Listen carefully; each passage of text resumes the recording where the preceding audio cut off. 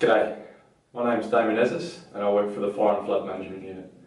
The DEW Fire Program, which is a rolling program where we undertake prescribed burning to prevent the loss of life, property and the environment. One of the components of the fire program is bushfire risk planning. We're currently collaborating with the CFS to develop a all-tenure risk management approach to reduce or protect life, property and environment.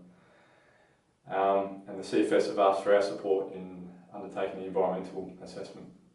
So one of the projects that I'm currently working on is identifying all environmental assets across the state, undertaking a risk assessment and ultimately deciding whether mitigating actions need to be applied to reduce the risk of those environmental assets.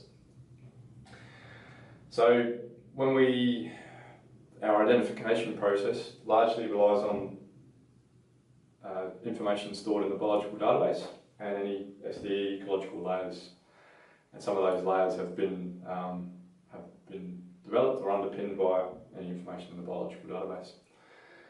It's a really good source of information because it's been scientifically validated and it's a single source of information that we rely on.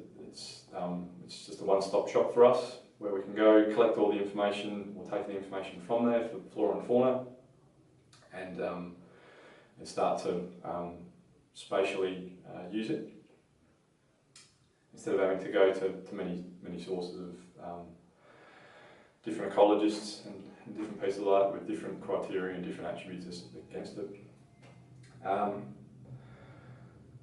So the second component is prescribed burn planning, where for each of the mitigating actions to reduce the risk to life, property, environment, we draw a polygon where we propose, and we intersect that with biological database information and SDE ecological layers. So if that returns threatened species, then we need to apply mitigating actions.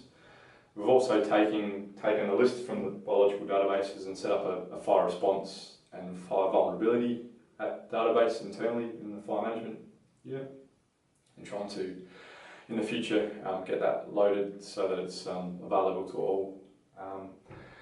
And so those fire vulnerability and response attributes are used then to determine what kind of mitigating action should be applied for a prescribed burn, and whether that needs to be deferred for a certain season, whether we need to apply exclusion zone, a patchy burn. So, but these are once again spatially enabled attributes.